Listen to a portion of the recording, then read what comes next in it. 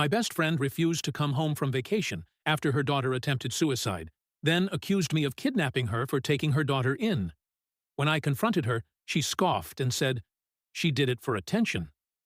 I just stared at her. That was 6 months ago. This morning, she was crying outside a courtroom she wasn't allowed in. My best friend, Claire, had always dreamed of being a mother.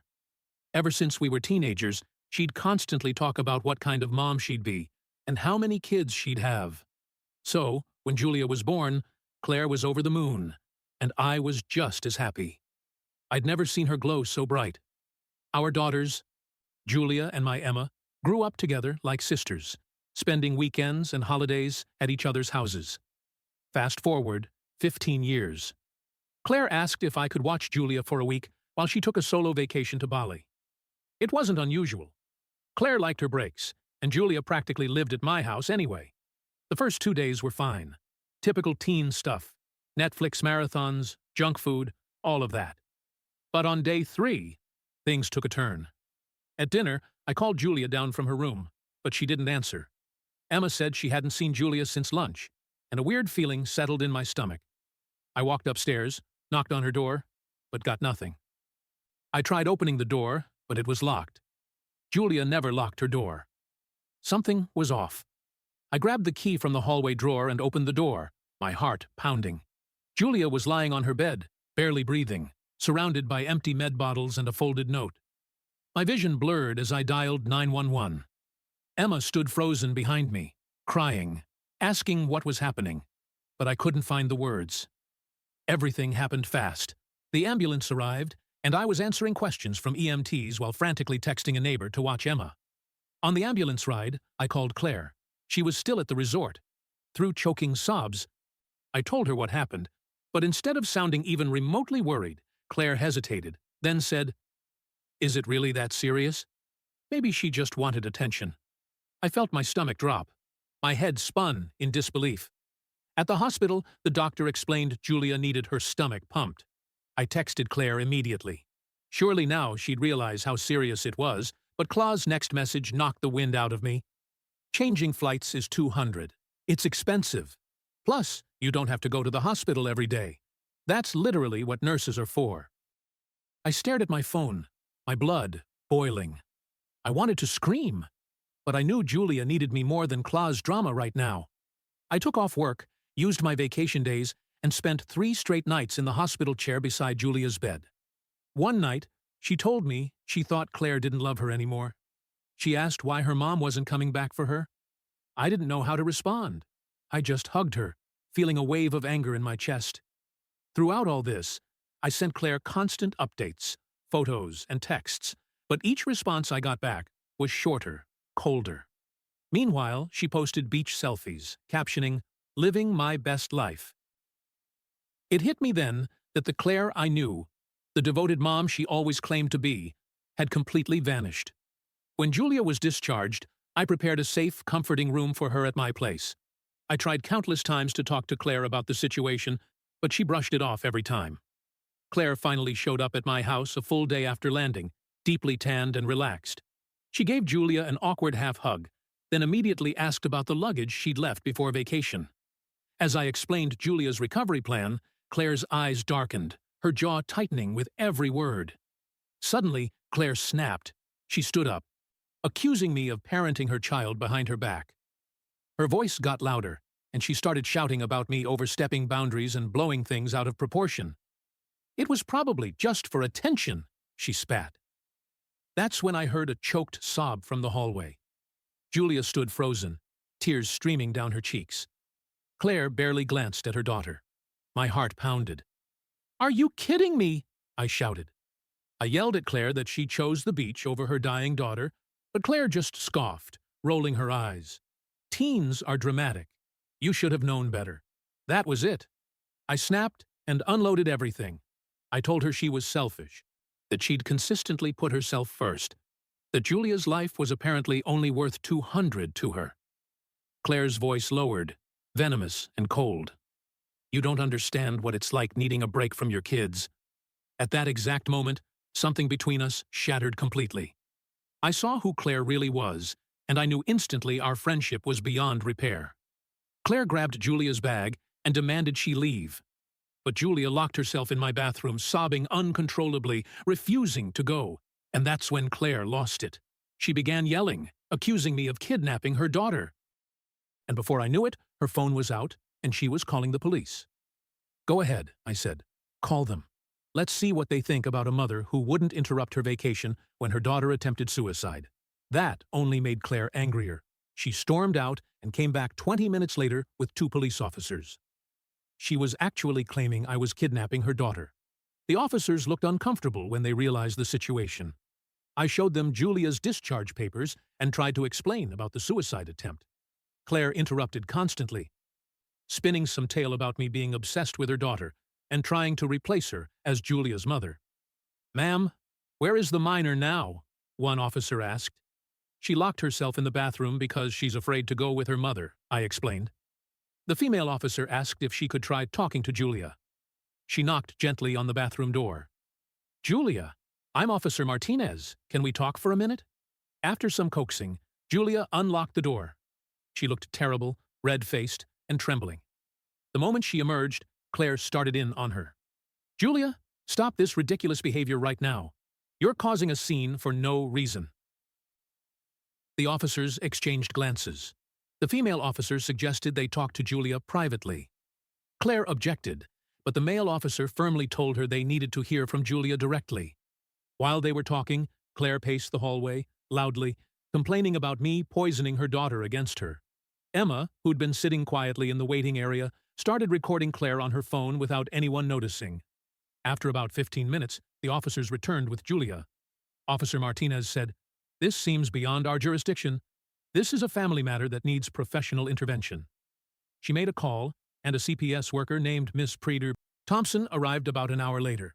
Miss Thompson interviewed Julia privately, while Claire continued her tirade about me in the hallway. When Miss Thompson finished talking with Julia, she suggested that Julia stay somewhere she felt safe for 72 hours, while proper evaluations could be conducted.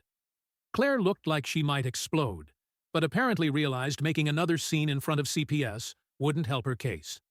"Fine, 72 hours, but I want to get some of her things from the guest room." I didn't trust Claire to be alone anywhere near Julia, so I went with her to collect Julia's belongings from my house. As soon as we were upstairs, Claire turned on me. "You think you've won? I'm going to destroy your life for this. Julia is my daughter, not yours. I'll make sure everyone knows what kind of person you really are." What Claire didn't know was that Emma had followed us upstairs and was recording from the hallway. On the recording, you can clearly hear Claire say, "I don't even want to deal with a moody teenager. Do you think I enjoy this?" When Claire left, she slammed every door she could find and peeled out of our driveway fast enough to leave tire marks. Her parting words were that she'd be back with real authorities who would take her side.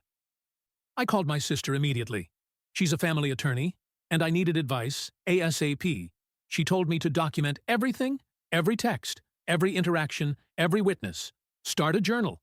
Save screenshots, record dates, and times of everything. That night, my phone blew up with messages from mutual friends. Claire had started posting on social media that I was mentally unstable and had kidnapped her daughter. Some friends were asking what was going on, some were already taking Claire's side, and others were sending supportive messages. I couldn't believe how quickly everything had fallen apart. Just a week ago, Claire and I were planning our annual summer beach trip together. Now, she was publicly accusing me of kidnapping, and I was hiding her daughter from her. The next morning, I took Julia to her scheduled therapy appointment. I was waiting in the reception area when Claire barged in, demanding to participate in the session. I'm her mother. I have every right to be there. The therapist, Dr. Chen, came out to the waiting room when she heard the commotion. She calmly asked to speak with Claire privately before making any decisions. Claire went with her, leaving me and Julia in the waiting room. "Are you okay?" I asked Julia. She looked down at her hands. "There's something I haven't told anyone," she whispered. "The reason I did what I did? I found messages on Mom's phone. She was texting her friend Leah about how much she resents being a mother, how she wishes she could just leave and never come back." My heart broke for her. "Julia, I'm so sorry. I'm scared to tell the therapist or the CPS lady. What if they make me go to a foster home or something? I took her hand. You should tell Dr. Chen everything. The more she knows, the better she can help. And you always have a home with us, no matter what. About 20 minutes later, Dr. Chen emerged, looking concerned. Claire stormed out behind her, yelling that Dr. Chen was biased and unprofessional. She didn't even look at Julia as she left. Dr. Chen asked to speak with both Julia and me. She recommended continued professional support for Julia and suggested it would be best if Julia remained in a stable, supportive environment, meaning our home, at least temporarily. Back at my house, we got a notice that Claire had filed for an emergency custody hearing. I started to panic, but then Miss Thompson from CPS called. She explained that Dr. Chen had filed a report expressing serious concerns about Claire's parenting. The emergency hearing had been postponed pending a formal investigation. That should have been a relief, but it just marked the beginning of the battle. Claire started calling and texting Julia constantly, alternating between guilt trips. I guess you don't love me anymore. And love bombing. You're my whole world, baby girl. Then she'd switched to messages like, stop exaggerating what happened, and you're making me look bad. Julia showed me all the messages, and I helped her block her mother's number while documenting everything for CPS. It broke my heart to see Julia having to protect herself from her own mother.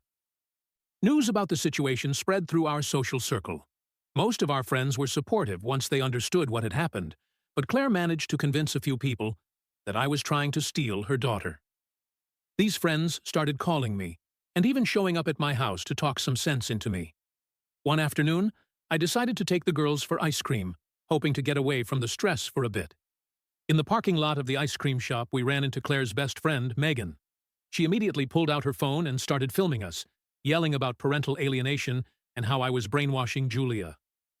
I hustled the girls back to the car while they both cried.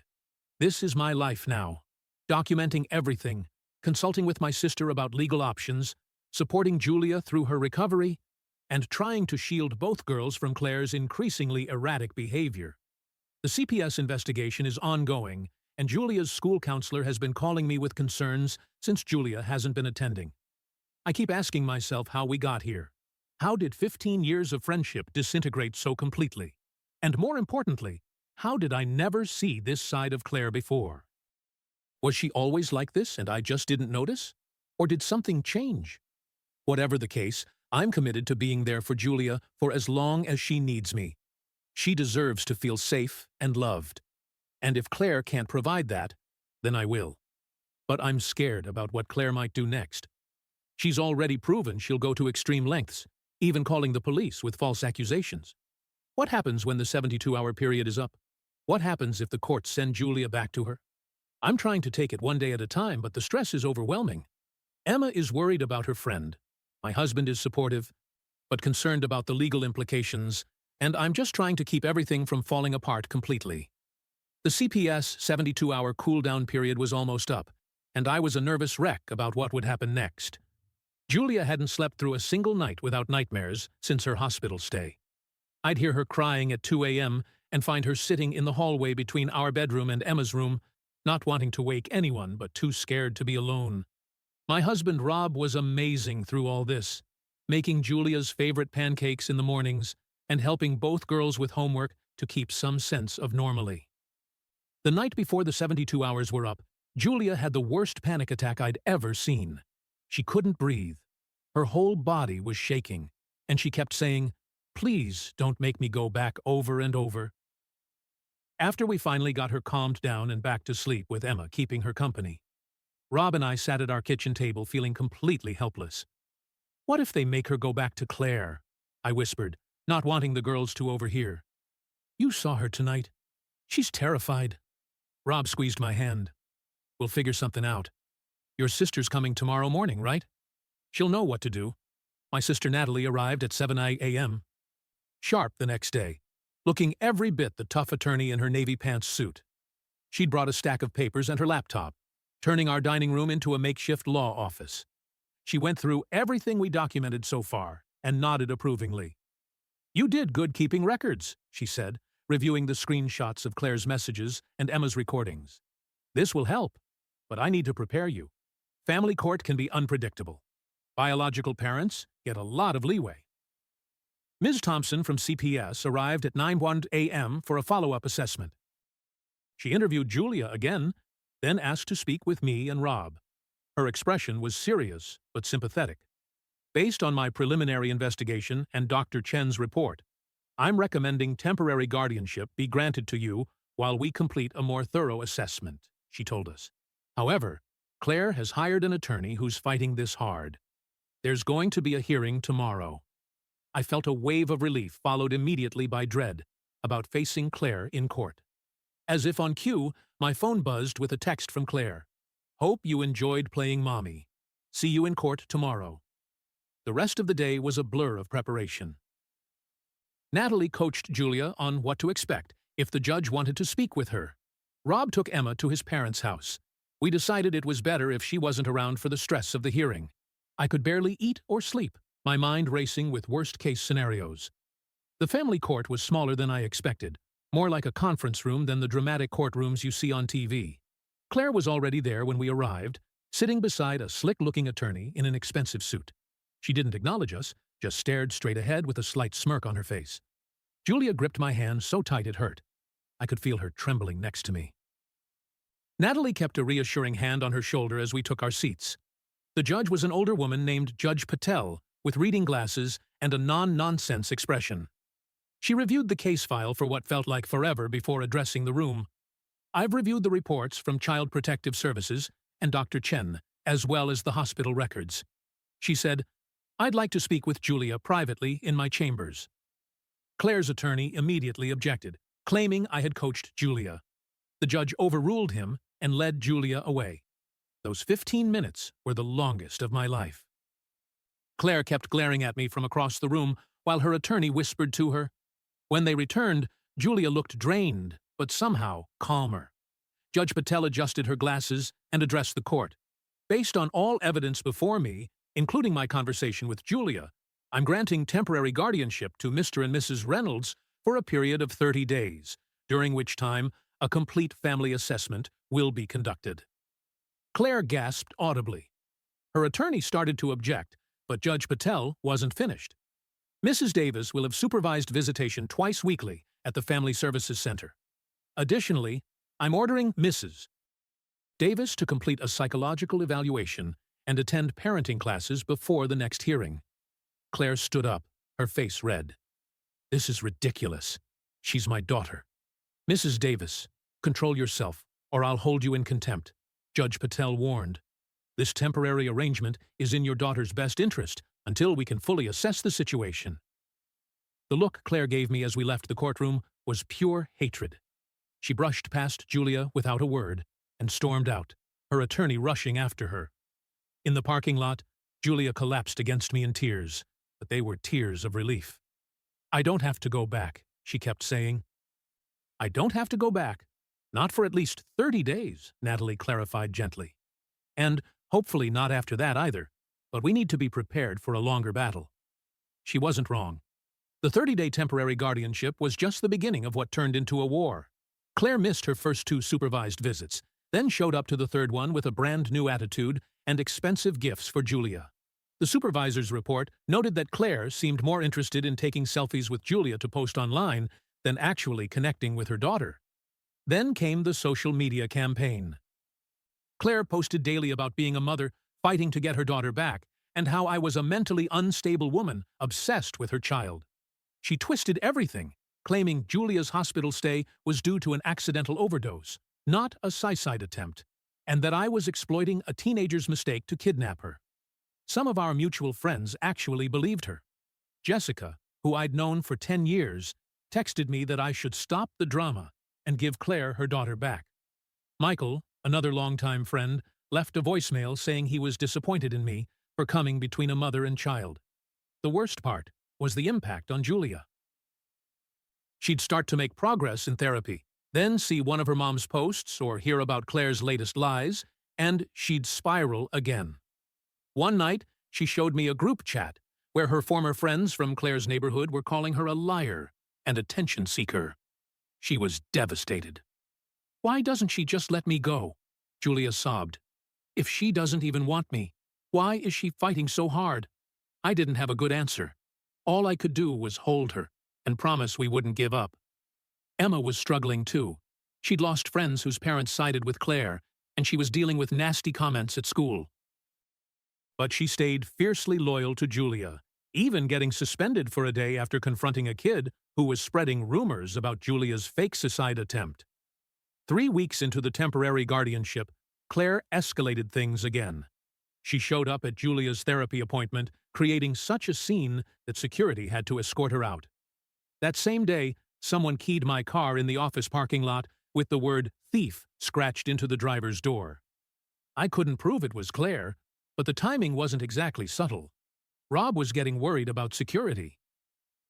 He installed cameras around our house and changed the locks after Julia mentioned that Claire had a spare key from when she would house-sit for us years ago. It felt paranoid, but necessary. The 30-day review hearing approached quickly. Miss Thompson had completed her assessment and recommended extending my guardianship for at least 6 months. Dr. Chen provided a strong report about Julia's progress in therapy and the damage that would be done by forcing her to return to Claire's custody. We felt cautiously optimistic. Then, 2 days before the hearing, we were blindsided. Claire's attorney filed an emergency motion claiming Julia's father, Mark, wanted custody. This made no sense. Claire had always told us Mark abandoned them when Julia was a baby and wanted nothing to do with his daughter. Julia had never even met him. Natalie was furious. "This is a delay tactic," she explained. "They know they're losing, so they're throwing in a complication to buy time." The judge postponed the hearing by 2 weeks to investigate the father's claim.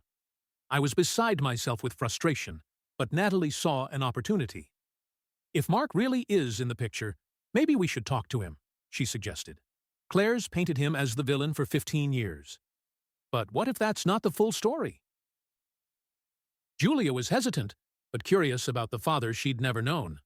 With her permission, Natalie hired a private investigator who tracked down Mark Hansen in a town about 3 hours away. He was remarried with 2 young kids and worked as an architect. Nothing about him matched Claw's description of a deadbeat who abandoned his family. I was nervous about contacting him. What if he was terrible, or wanted nothing to do with Julia? But we needed to know the truth. Natalie called him first, explaining the situation professionally. To our surprise, Mark asked to video chat with all of us that same evening. When his face appeared on the screen, I was struck by how much Julia resembled him. Same green eyes, same chin. He looked nervous but eager. "Julia," he said, his voice catching. "I can't believe it's really you." Julia was speechless, staring at the father she'd never met. I squeezed her shoulder supportively. Mark explained his side of the story, and it was nothing like what Claire had told us. He and Claire had dated in college, and she got pregnant unexpectedly. They tried making it work, but split up when Julia was 2. He paid child support and had regular visitation until Julia was 4. Then Claire got a job opportunity in our city and moved 200 miles away. She promised we'd work out a new visitation schedule, Mark explained. But then she started making excuses. Julia was sick. She had plans. The timing wasn't good. Eventually, she stopped answering my calls completely. He'd hired an attorney and fought for visitation, but Claire kept changing addresses and jobs. He sent birthday and Christmas gifts that were never acknowledged. When Julia was 7, he received a cease and desist letter from Claire's attorney claiming his harassment was causing Julia emotional distress. The letter said Julia was afraid of me and didn't want contact, Mark said, his voice breaking. I didn't want to traumatize my daughter, so I backed off. I kept paying child support through the state system, but Claire made it clear I wasn't welcome in Julia's life. He showed us a box of returned letters and cards he'd sent over the years. He'd kept track of Julia through distant mutual friends and social media, always hoping she might reach out when she was older. Julia was crying quietly beside me. "She told me you left because you didn't want a kid," she said. "She said, you never paid child support or sent birthday cards." Mark shook his head sadly. "I never stopped trying, Julia. I never stopped loving you." It was a lot for Julia to process. After the call, she shut herself in her room for hours. When she finally came out, her eyes were puffy from crying, but she seemed stronger somehow. "I want to meet him," she said decisively. In person, Mark drove down that weekend. The meeting was awkward at first. How could it not be? But watching them together, seeing the same mannerisms, the same way they both talked with their hands when excited, was remarkable. Mark brought photo albums of Julia's early years and his side of the family she'd never known about. Julia discovered she had two half-siblings, a stepmother named Karen, who was a high school art teacher, and grandparents who'd been keeping gifts for her birthday every year, hoping to give them to her someday. While they were getting to know each other, I stepped outside to give them privacy and found a notification on my phone. Claire had posted a photo of herself looking sad next to a picture of Julia as a toddler with the caption, "Missing my baby girl, who was manipulated into thinking I'm a bad mother." Now her father, who abandoned us, is pretending to care after 15 years of absence. Money changes people. I wanted to throw my phone across the yard. The audacity of her lies was unbelievable. But then Rob showed me something else. Claire's story was starting to unravel publicly. Former classmates of Claire and Mark were commenting on her post with their memories of what actually happened. Mark's sister had posted counter-evidence showing the child support payments and returned gifts. Claire's carefully constructed narrative was falling apart. The extended custody hearing finally arrived. Mark attended not to seek custody himself, but to support Julia's desire to stay with us, while he gradually built a relationship with her. His testimony about Claire's parental alienation clearly impacted Judge Patel. Claire's attorney tried to paint Mark as an opportunistic absent father, but the evidence of his efforts to stay connected was overwhelming. The real bombshell came from an unexpected source. Claire's current boyfriend, Taylor, showed up to testify. Claire looked shocked to see him there. Clearly, she hadn't anticipated this. Taylor testified that Claire had confessed to him that she deliberately kept Julia from her father and had been using her daughter primarily for social media content about being a dedicated single mom. Claire completely lost it in the courtroom, screaming that Taylor was lying because she dumped him. Judge Patel had to threaten her with contempt of court again to restore order. When the dust settled, Judge Patel extended my guardianship of Julia for 6 months, with Claire limited to supervised visitation once a week. She also granted Mark visitation rights and ordered family therapy for all parties involved. Claire was required to complete parenting classes and individual therapy before the court would reconsider her custody position. Outside the courtroom, Claire stormed up to me, her face twisted with rage. "This isn't over," she hissed. "You've turned everyone against me, but I'll get my daughter back." Mark stepped between us. "Claire, that's enough. This isn't about you versus Sarah. It's about what Julia needs right now." Claire ignored him, focusing her fury on me. "You think you're so perfect. Such a great mother. I'll make sure everyone knows the truth about you." Taylor, who was still nearby, pulled Claire away before security needed to get involved. I was shaking as we left the courthouse, but Julia looked calmer than she had in weeks. She'd stood up to her mother in court, telling Judge Patel clearly that she didn't feel safe with Claire and wanted to stay with us. It had taken tremendous courage. Life settled into a new normal for a few weeks. Julia continued therapy twice weekly. She started visiting Mark and his family on occasional weekends, building a relationship gradually. She even returned to school part-time with a modified schedule and support from the school counselor. Claire, meanwhile, attended exactly one parenting class before dropping out.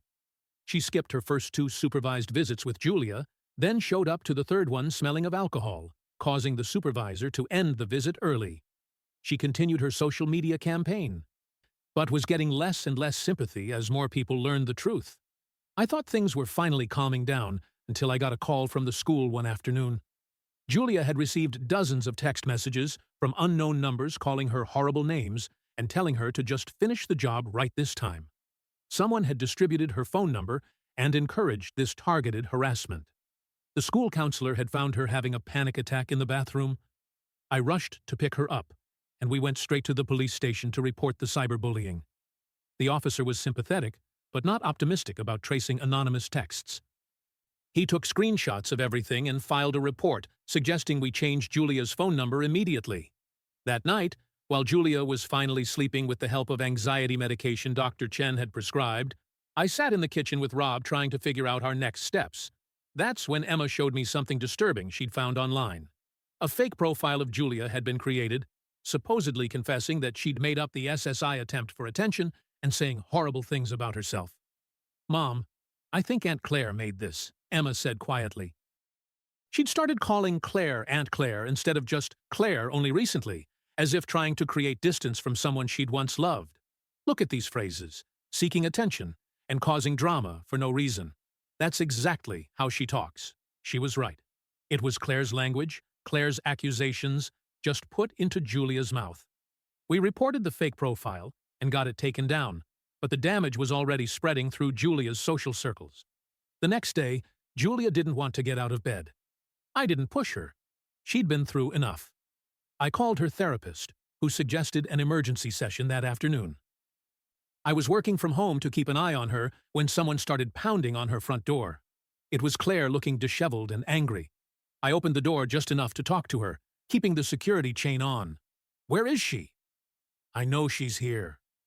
"I want to see my daughter now," Claire demanded. "Claire, you know you only have supervised visitation. If you want to see Julia, you need to schedule it through family services. And you know it. You've poisoned everyone against me. Julia, Mark, even Taylor. You've ruined my life." I tried to remain calm. "Claire, please leave. You're violating the court order by being here." "I'm not going anywhere until I see Julia." She tried to push the door open, but the security chain held. "I'm calling the police," I warned her. "Go ahead. Call them. They can't keep a mother from her child forever." I closed the door and immediately dialed 911. Claire continued pounding and shouting. Upstairs, I could hear Julia crying. I texted Rob, who was at work, letting him know what was happening. The police arrived within minutes. Claire immediately switched to a tearful, vulnerable persona, claiming she was just a concerned mother trying to check on her daughter. After hearing she wasn't in school, the officers thankfully had been briefed on our case and knew about the court orders in place. They firmly but politely escorted Claire off our property, warning her that she could be arrested if she returned. As they were leaving, Claire looked back at the house and shouted, "I'll never stop fighting for her. Never." The incident shook all of us. Julia was terrified that Claire would come back when the police weren't around. Emma was angry, saying she wished Claire would just disappear. Rob started talking about installing better security systems, maybe even moving to a different neighborhood. Dr. Chen suggested that Julia write a letter to Claire, not to send, but to express all her feelings that she'd been bottling up. Julia spent hours on it, filling pages with years of hurt, confusion, and anger.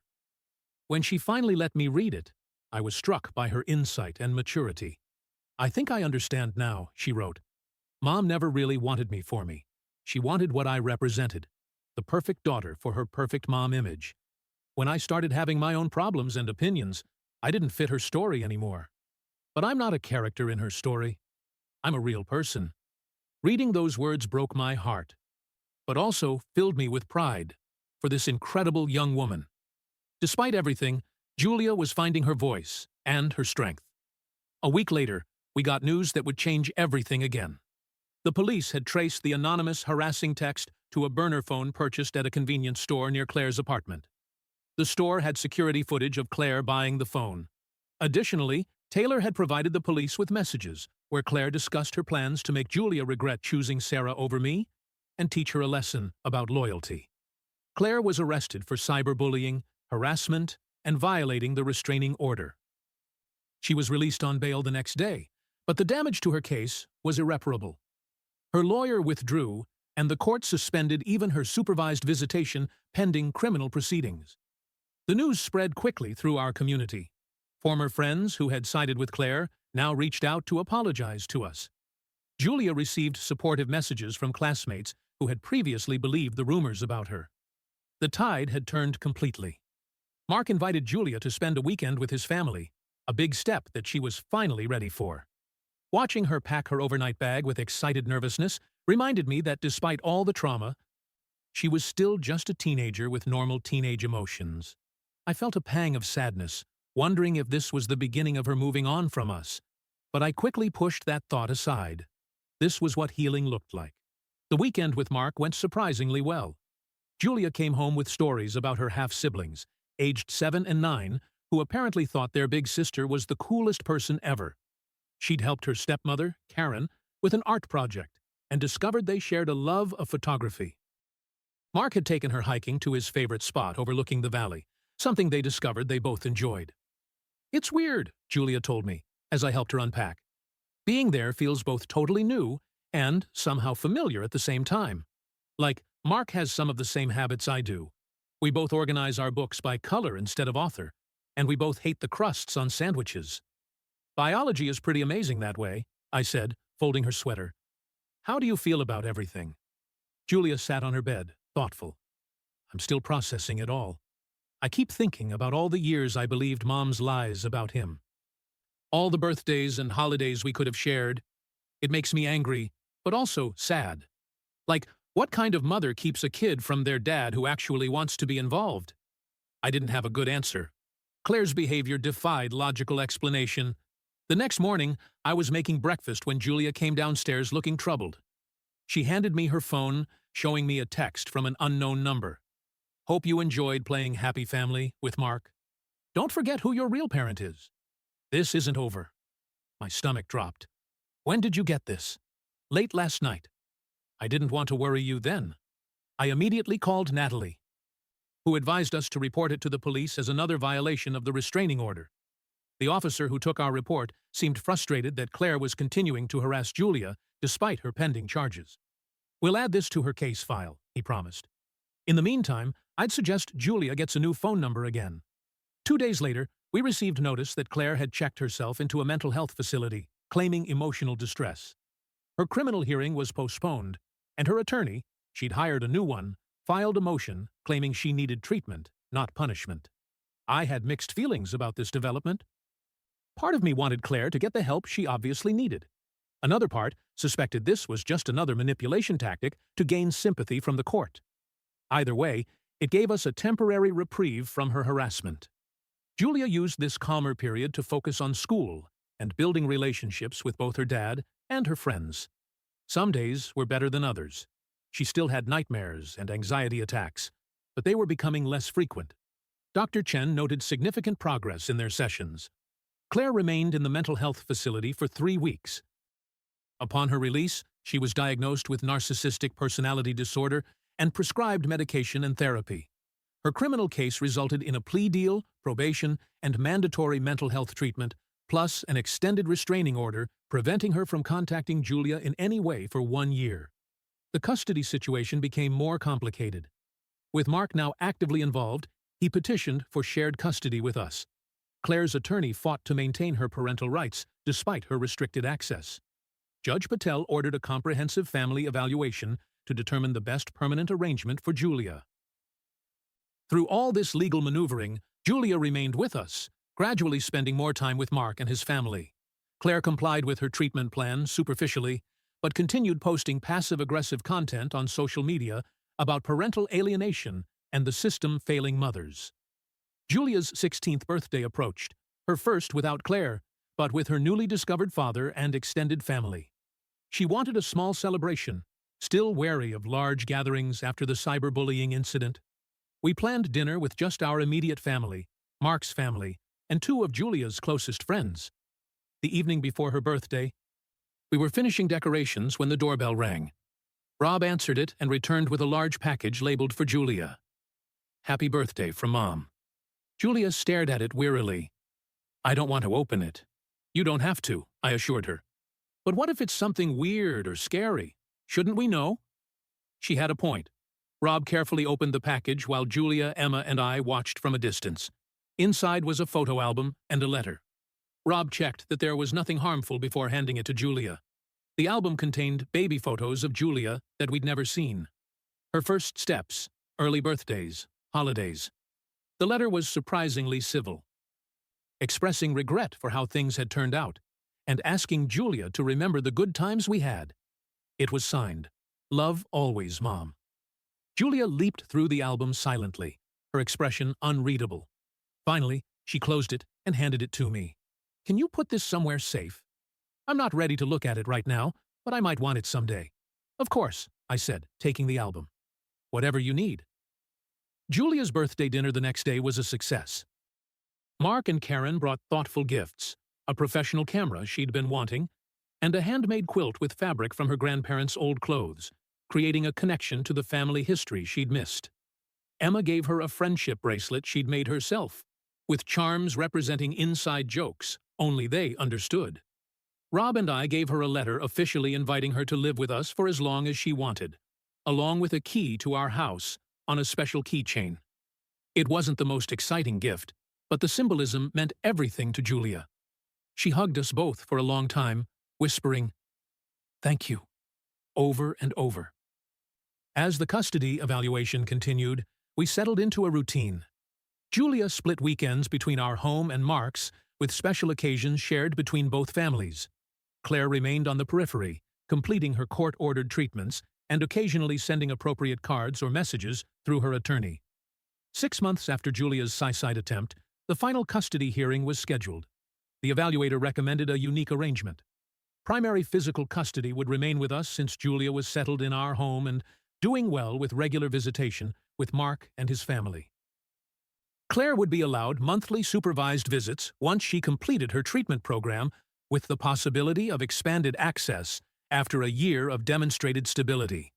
In the courtroom, we braced for Claire's objections, but she surprised everyone by accepting the arrangement without argument. She looked different, calmer, less polished, more authentic somehow. When given the chance to address the court, she actually apologized. "I recognize that my behavior has hurt my daughter," she said, her voice steady. "I've been focusing on what I wanted, rather than what Julia needed. I'm committed to getting better so I can be the mother she deserves, even if that looks different than I imagined." Judge Patel seemed impressed by Claire's statement and approved the custody arrangement with periodic court reviews to ensure everyone was adhering to the terms. Outside the courtroom, Claire approached us cautiously. Julia tensed beside me, and I put a protective arm around her shoulders. "Julia, I know you don't believe me right now, and I don't blame you," Claire said. "But I'm trying to change. Really trying. I hope someday you'll give me another chance to be in your life." Julia nodded stiffly, but didn't speak. Claire seemed to accept this, turning to leave without pushing for more. As we walked to our car, Julia was quiet. Finally, she said, "Do you think she meant it about changing?" "I don't know," I answered honestly. "People can change if they really want to and put in the work. But it takes time to rebuild trust once it's broken." "I'm not ready to forgive her," Julia said firmly. "Maybe someday, but not now." "That's completely valid," I assured her. "You don't owe her forgiveness on any timeline, but your own." That night, I found Julia sitting on our back porch swing looking at the stars. I sat beside her, and we swung quietly for a few minutes. "Sarah," she said finally, "thank you for saving my life. Not just that night, but every day since." I wrapped my arm around her, my throat tight with emotion. "You're the one who did the hard work, Jules. I'm just grateful I get to see the amazing person you're becoming." "I used to think I didn't matter to anyone," she said softly. "Now I know that's not true." As we sat there under the stars, I reflected on how differently things might have turned out if I hadn't found Julia that night. If I'd respected Claire's parental authority despite my concerns, if I'd backed down when faced with police and accusations, the thought was unbearable. Our journey was far from over. Julia still had a lot of healing to do. The relationship with her father was still new and developing. Claire remained an unpredictable factor in our lives, but for the first time in months, I felt genuine hope for Julia's future. And for all of us. The broken friendship with Claire would always be a painful chapter in my life. I mourned the loss of the person I thought she was, the years of shared memories and trust. But in its place, something stronger had formed. A chosen family built on genuine care rather than obligation or image. And watching Julia blossom in that environment made everything we'd been through worthwhile. The broken friendship ending. For the next couple of months, things were actually pretty stable. Julia was attending therapy regularly, and her therapist reported good progress. She'd even started going back to school full-time, though we'd arranged with the administration that she could call me to pick her up if things got overwhelming. Mark was proving to be an amazing dad, patient, thoughtful, and totally committed to building a relationship with Julia at her pace. But I should have known Claire wouldn't stay quiet for long. Right after winter break, Julia came home from school looking upset. Apparently, Claire had created a whole Mother's Rights Facebook group specifically about our situation. She'd recruited some moms from Julia's old neighborhood and was posting daily about being separated from her child by a manipulative friend. The worst part was she'd posted old photos of Julia without permission, including some from her hospital stay. "How did she even get those?" Julia asked, her hands shaking as she showed me her phone. "I never gave her permission to share these." I called Natalie immediately, and she helped us file a complaint for violation of the restraining order and unauthorized use of Julia's images, but the damage was already spreading online. Some of Claire's followers had found Julia's social media and were sending her nasty messages about being ungrateful to her mother. We thought we'd have to fight this new battle. But something unexpected happened. One of the moms in Claire's group, a woman named Diane, reached out to me privately. She joined thinking she was supporting a wronged mother, but after seeing some inconsistencies in Claire's stories, she'd done some digging. "I found the court records," Diane wrote, "and they don't match what Claire's telling everyone. I confronted her about it, and she went ballistic, accusing me of betraying her. I think several people are starting to see through her act." Sure enough, within days, Claire's support group imploded. Several members posted public apologies to Julia after discovering they'd been manipulated. Claire took down the entire group and went suspiciously quiet online. "Do you think she's finally giving up?" Rob asked hopefully one night after the girls had gone to bed. I shook my head. "I don't think Claire knows how to give up. She's just regrouping." I was right. 2 weeks later, Julia came to me with another concerning development. Sarah, she corrected herself, though secretly my heart swelled a little whenever she accidentally called me Mom. "Claire's been emailing my teachers." She showed me her school email, which included a forwarded message from her English teacher. Claire had contacted every one of Julia's teachers, claiming she was concerned about her daughter's academic performance and requesting regular updates on assignments and grades, despite the court order specifying all educational information should go through me or Mark. The school administration was amazing once I explained the situation. They sent out a staff-wide alert about Claire and reinforced their security protocols to prevent her from accessing Julia's records or the building itself. Claire's next move came during Julia's therapy session. Dr. Chen called me immediately afterward, sounding troubled. "I wanted to let you know that Claire somehow obtained my professional email address and sent me a lengthy message containing what she claims is Julia's history of manipulation and attention-seeking behavior. It's highly inappropriate, and I reported it to the court." Julia was devastated when she found out. "She's trying to turn everyone against me," she whispered, hugging her knees to her chest. "Even my therapist." "But it's not working," I pointed out gently. Dr. Chen saw right through it. "Everyone who matters knows the truth about you, Julia." That seemed to help, but I could see the toll this constant battle was taking on her, and on Emma, too. My daughter had been Julia's rock through everything, but I noticed she was becoming anxious about her own reputation at school after Claire started suggesting online that Emma was a bad influence who encouraged Julia's rebellion. I found Emma crying in her room one night after seeing posts where some parents questioned whether their kids should hang out with those troubled girls from the Reynolds house. I sat on her bed and pulled her into a hug. "I'm so sorry, sweetheart. This isn't fair to you." Emma wiped her eyes. "I don't care what those stupid parents think. I just hate seeing Julia hurt over and over, and I'm scared about what Claire might do next." I was scared too, though I tried not to show it. I was also exhausted. Between work, legal issues, supporting both girls, and trying to maintain some semblance of a normal household, I was running on fumes. Rob was picking up tons of slack, but he was tired too. That's when Mark stepped up in a way I hadn't expected. He adjusted his work schedule to take Fridays off so he could help with school pickup and appointments. He started having Julia and Emma over on those afternoons, giving Rob and me a few hours to catch our breath each week. His wife Karen even dropped off homemade meals a couple times, saying simply, "We're family now. This is what family does." Just as I thought we might be finding a sustainable rhythm, the court scheduled a review of Claire's supervised visitation. There was a possibility they might expand her access if she'd complied with all requirements and shown improvement. 3 days before the review, Julia came to me in tears, showing me her phone. She'd received dozens of texts from unknown numbers with messages like lying and attention. "And everyone knows you're making this up. Some even contained threats. Maybe you should try killing yourself for real this time. I was horrified and immediately called the police. They took a report and said they tried to trace the numbers, but admitted these harassment campaigns were often difficult to track. We got Julia a new phone number the same day, but the damage was already done. She had nightmares that night and could barely function the next day. At the visitation review hearing, we presented evidence of the harassment. The phone company had traced the text to a burner phone purchased at a convenience store near Claire's apartment. The store's security footage clearly showed Claire buying the phone, wearing a baseball cap, but still easily identifiable. Claire's attorney tried to argue there was no definitive proof she had sent the messages, but the judge wasn't buying it. Instead of expanding CLA's access, the judge maintained the supervised visitation schedule and ordered Claire to undergo a complete psychological evaluation before any changes would be considered. Outside the courtroom, Claire's attorney pulled me aside. My client is experiencing financial hardship that's preventing her from attending all her mandated therapy sessions, he explained. She's asked if you would consider reducing the child support you're receiving to offset those costs.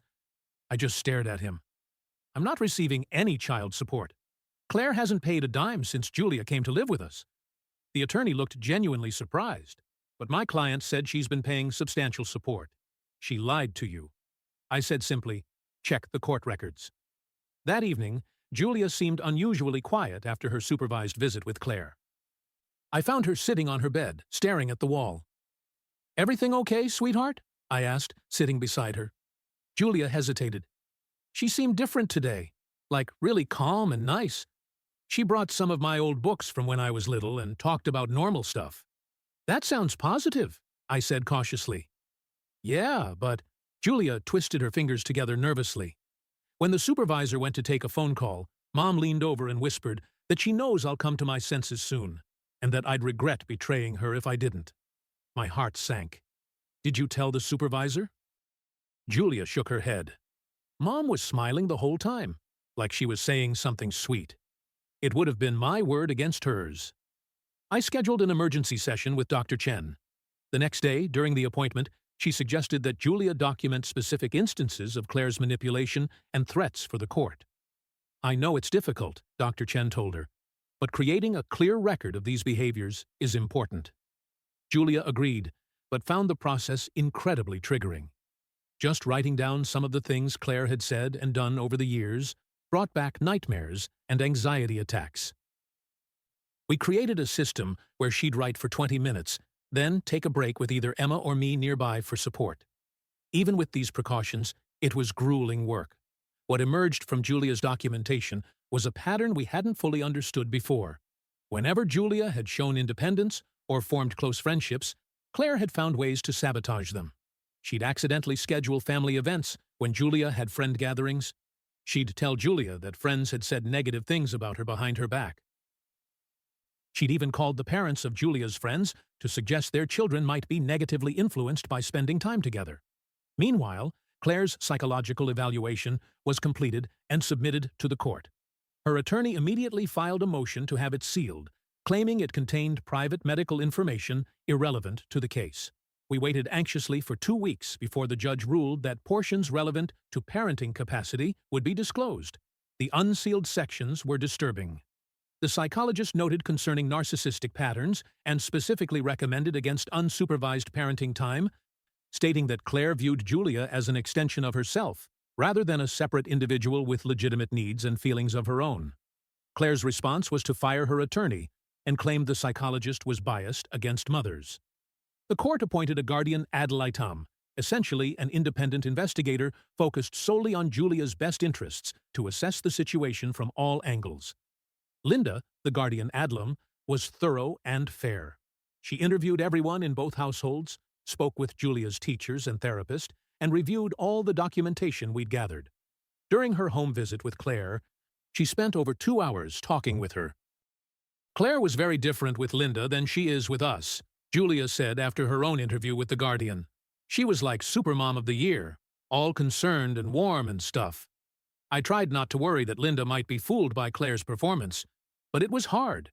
So much depended on her assessment. Then something unexpected happened. One of Claire's friends, a woman named Patricia, who'd initially been hostile toward me, reached out, asking to meet for coffee. I was suspicious, but agreed to meet in a public place. Patricia fidgeted with her coffee cup for several minutes before finally speaking. Claire asked me to lie to the Guardian. She blurted out. She wanted me to say I'd witnessed all these perfect mother-daughter moments between her and Julia over the years, but I can't do it. Not anymore. She explained that Claire had coached her on exactly what to say, including specific events that Patricia had never actually witnessed. I've been friends with Claire for years, and I always thought you were the bad guy in this story. But now, I'm not so sure. Patricia provided a sworn statement about Claire's attempted witness tampering, which we immediately forwarded to Linda in the court. Even more surprising, a few days later, Mark received a call from Taylor, Claire's now ex-boyfriend. He'd ended their relationship after discovering the extent of Claire's manipulation and wanted to provide information he thought might help protect Julia. I should have spoken up sooner. Taylor told Mark, I saw warning signs, but didn't want to believe it. Claire was obsessed with what she called winning against you guys, but she barely mentioned Julia's well-being. It was all about proving she was right. Taylor provided screenshots of disturbing messages where Claire discussed using Julia to maintain her Mother of the Year image on social media, and complained about how much easier life would be without teenage drama. Linda's final report to the court was comprehensive and unflinching. She recommended Julia remain in my custody with continued therapeutic visitation with Claire. But the report contained something none of us had anticipated, concerns about Claire's financial exploitation of Julia through a fundraising account, claiming to be for Julia's recovery and legal defense. The judge immediately froze the account and ordered a financial investigation. It revealed Claire had raised over $15,000 from sympathetic followers online, ostensibly for Julia's treatment and legal fees. Bank records showed the money had actually funded Claire's vacation, shopping sprees, and legal representation. The court ordered Claire to repay all fraudulently obtained funds and barred her from using Julia's name or image online for any purpose. When news of the financial exploitation spread through our community, public opinion finally shifted decisively in our favor. With her reputation crumbling, Claire made a show of recommitting to her court-ordered therapy and parenting classes. Her new therapist reported she was attending sessions, but showed minimal engagement or insight. The court maintained all supervision requirements despite Claude's protests that she was doing everything asked of her. As Julia's 17th birthday approached, we wanted to make it special. She'd made remarkable progress in therapy and had even joined an art group for teens dealing with trauma. 2 weeks before her birthday, Claire filed an emergency motion demanding to be included in any celebration as her maternal right. The judge not only denied Claire's motion, but reprimanded her attorney for abusing emergency proceedings. Still, Julia worried Claire might show up anyway and ruin the day. So Mark suggested hosting the celebration at his house in the neighboring state. The party was perfect, just friends and family, good food, and no drama. Julia seemed genuinely happy, laughing with Emma and her half-siblings, showing Karen her latest art project, and looking more relaxed than I'd seen her in over a year. When we returned home that evening, we found dozens of boxes stacked on my front porch, all labeled Julia's childhood.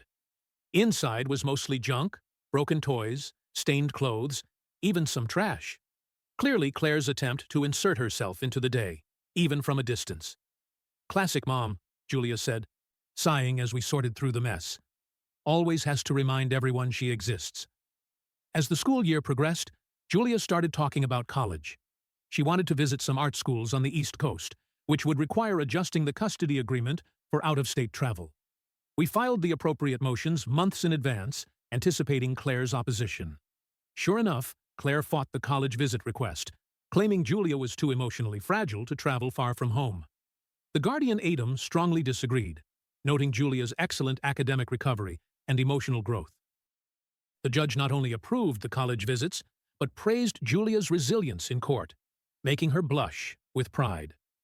During their third college visit, Julia received multiple calls from an unknown number, which she ignored following our safety protocols. That night, she got a text with a photo of Claire standing outside the campus building they'd toured that day, clearly showing she'd followed them across state lines. We immediately contacted campus security and cut the visit short. The incident crossed a clear legal line, resulting in formal stalking charges against Claire. As the court date approached, her attorney proposed a comprehensive settlement on all outstanding issues. The offer seemed suspiciously reasonable at first glance. Claire would drop all custody claims in exchange for structured visitation, and Julia maintaining her mother's health insurance into college. But something felt off, so he requested a mediation session rather than simply signing the agreement. In mediation, Claire initially appeared cooperative, even apologizing for any misunderstandings. But when discussion turned to Julia's college choices, her true motivation emerged. She insisted Julia attend her alma mater, where Claire had connections, essentially trying to control Julia's college experience and regain access to her life. When we rejected that demand, Claire's facade crumbled completely. She accused Julia of being manipulated and ungrateful, her voice rising with each word until the mediator had to end the session. The mediator later recommended the court be informed of Claire's continuing control issues. Following the failed mediation, Claire escalated her online campaign again, but this time, her mother's rights group quickly imploded, as members realized they were being manipulated when Claire's documented actions didn't match her victim narrative. The criminal stalking case proceeded with solid evidence from the college incident. 2 days before the hearing, Claire checked herself into a mental health facility, resulting in a postponement of the proceedings. After a 3-week hospital stay, Claire emerged with a bipolar disorder diagnosis that she immediately tried to use as justification for all her actions. But the treating psychiatrist's report noted that mental health issues didn't explain the calculated nature of many of her behaviors. As Julia's 18th birthday approached, we were all aware of its significance. Once she turned 18, many court-mandated restrictions would naturally expire. Claire sent a certified letter announcing she would appear at our house at midnight when Julia legally became an adult and could make her own choices without interference. We obtained an extended restraining order based on the continuing pattern of harassment and Julia's legitimate fear for her safety. But at 12:01 a.m. on Julia's birthday, Claire pulled up outside our house anyway, honking and shouting that she had a right to see her adult daughter. I called the police, while Mark, who'd come over for backup just in case, stood at the door, ensuring Claire couldn't enter. When officers arrived, Claire actually handed them a document she claimed was a court order granting her access. The officers quickly identified it as fraudulent and warned her about potential criminal charges for creating false legal documents. The fake court document incident resulted in formal charges. Rather than another lengthy court battle, the prosecutor offered a plea deal including mandatory psychiatric treatment and a 5-year restraining order. At the hearing, Julia delivered a powerful victim impact statement that left everyone in the courtroom emotional. "My mother has always seen me as an extension of herself, not as my own person," she said, in a clear, steady voice. "When I didn't reflect the image she wanted, she tried to break me rather than accept me. But I hope someday she gets the help she needs, not just for my sake, but for hers." The judge commended Julia's maturity while accepting the plea deal with additional monitoring requirements. With legal matters finally concluded, Julia focused on her future. She applied to several art schools, struggling a bit with essay questions about family and challenges, but ultimately crafting honest responses that showcased her resilience. College acceptance letters started arriving in spring, with Julia receiving scholarships to 3 schools, including her top choice. The excitement was briefly tempered when we learned Claire had contacted the admissions office, claiming Julia's applications contained fraudulent information, but the school quickly dismissed these allegations after we provided documentation.